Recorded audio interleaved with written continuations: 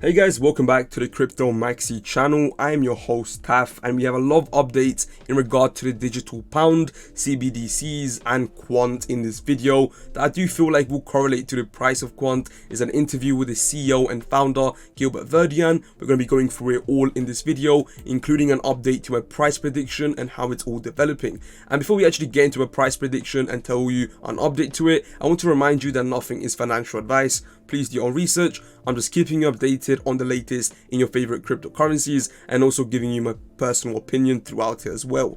Now remember, if you're new to the Crypto Maxi channel, subscribe and hit the bell if you want to stay updated. Other than that, comment down below if there's any cryptocurrencies that you want me to keep you updated on so I can actually make those videos. Enough of a demand will mean I will make videos on them. Hopefully that is good, and other than that, let's get straight in. Now in my last video, which was around here again, $108, I said we're gonna see new lows in the next couple weeks, and that's exactly where we're heading. Obviously got this green candle happening at the moment, but we're gonna see dumps in my opinion throughout this and next month.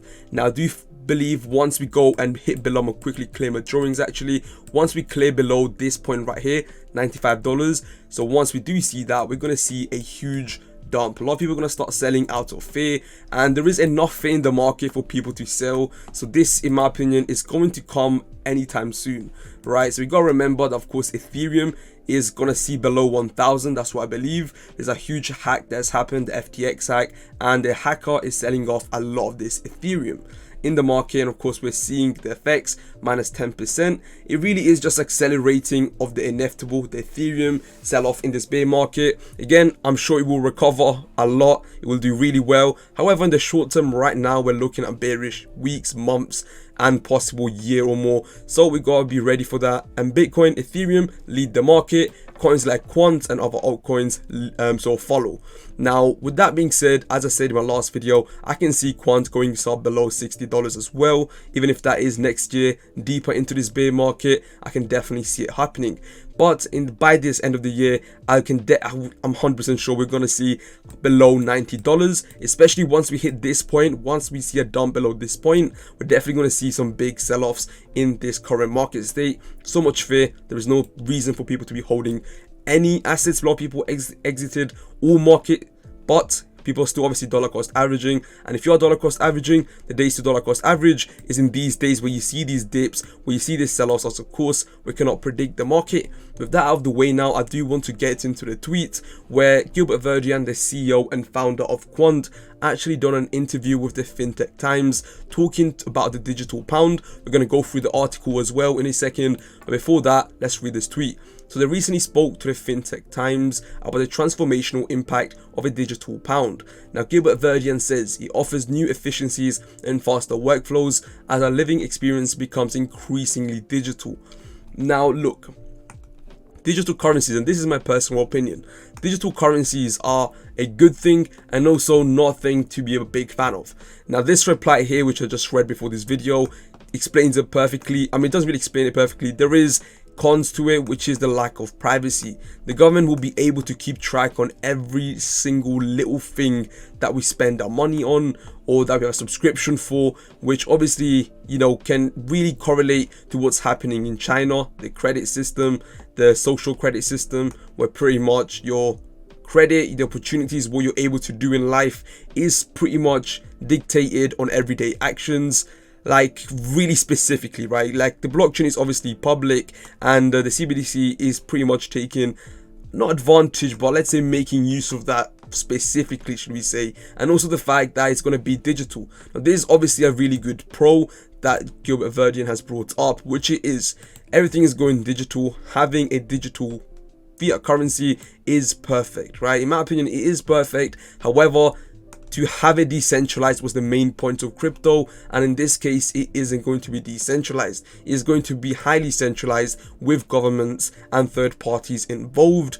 And you know, as an investor of Quant, really this is going to be really good. It is a good thing, as Quant is exactly working on building payment infrastructures, connecting different ledgers and networks for that. However, I do believe, me personally, I'm not the biggest fan of CBDCs.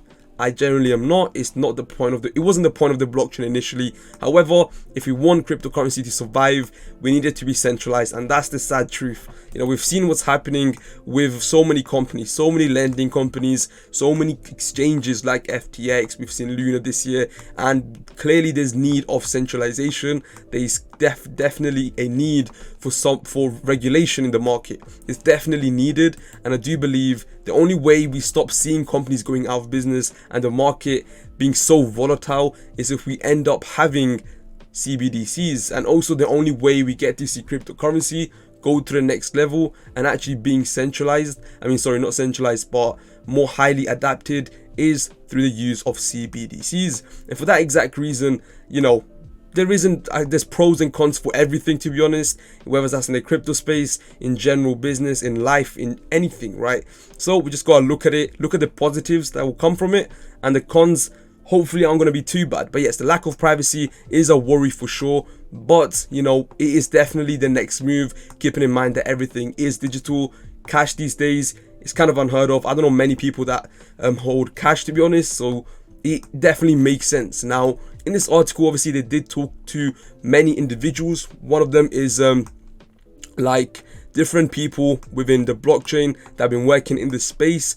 Now, I do want to go down to Gilbert Verdian, where he had his say. So inflation and the activities of the Bank of England have dominated the financial news agenda in 2022 and are likely to continue in the next year. If you didn't know, Gilbert Verdian did actually work in the Bank of England, so this guy knows what he's talking about. Of course, he's the founder and CEO of Quant, and yeah, if you're watching my videos, you should know already that, you know, this guy knows what he's doing. He's been in the space for a long time, in crypto since 2008, or even early, I don't know, I think pretty sure it was 2009 or 8 that he's been in cryptocurrencies and knew about Bitcoin, and also during the time also worked in the Bank of England. Verden is the founder and CEO of Quant blockchain, for finance pioneer that supports banks and capital market participants with solution for tokenization and interoperability.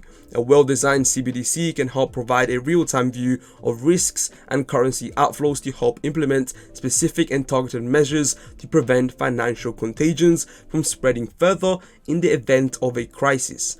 According to Verdian, a digital pound will enable consumers and businesses to automate complex, cumbersome processes and implement logic into money. It offers new efficiencies and faster walkthroughs to better meet our needs as a living experience becomes increasingly digital. Many critics cite privacy and potentially overbearing governments controls as barriers to implementation. They are missing that blockchain technology makes it people to protect privacy of individual using zero knowledge of proofs and encryption. Also, many countries such as UK are taking very considerate approaches to adoption. Pilots involve extensive public and regulatory consultation with businesses and institutional involvement to ensure that CBDCs meet our democratic needs. Meanwhile, with Project Rosalind by IS, there's someone else, but you guys get the idea here. Now, let me just quickly explain exactly what. Let's just sum this up, right? So, of course, CBDCs, he went through the pros, which obviously everything going digital is going to make everyday life so much easier. Let's say a subscription to the gym, subscription to Netflix, subscription to maybe a food courier, whatever it is, it's going to be so much more easier, automated to take payments, or made to track payments, not only for yourself, not only if you're going to maybe send money to a friend. And of course, it is good. We're still going to be making use of the blockchain. There's going to be many more people taking part and actually using the blockchain, which is good, right?